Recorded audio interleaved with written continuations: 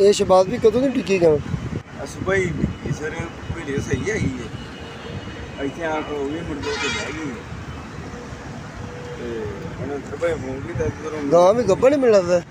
ਨਹੀਂ ਟੀਕੇ ਤਾਂ ਉਹਦੇ ਨਾਲ ਕਹਿੰਦੇ ਰਾਏ ਨੇ ਕੋਲ 6 ਅੱਛਾ ਗੱਭਣ ਨਹੀਂ। ਤੇ ਹੋਰ ਕੋਈ ਟੀਕੇ ਕੌਣ ਦੱਸੇ ਲੱਗ ਗਿਆ? ਹਾਂ ਸਰ ਕਿੰਨੇ ਵਜੇ? ਆ 2 ਘੰਟੇ ਹੋ ਗਏ 9 ਦਾ ਟਾਈਮ।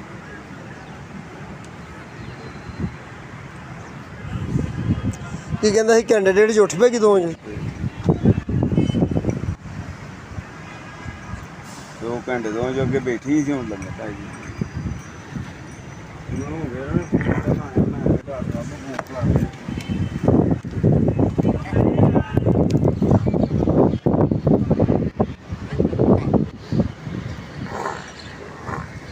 ਮਰਿਆ ਮੁਲਿਆ ਵੀ ਇਹਨੇ ਉਧਰੋਂ ਪਾਸਾ ਆਇਆ ਨੂੰ ਪਲਟਾਇਆ।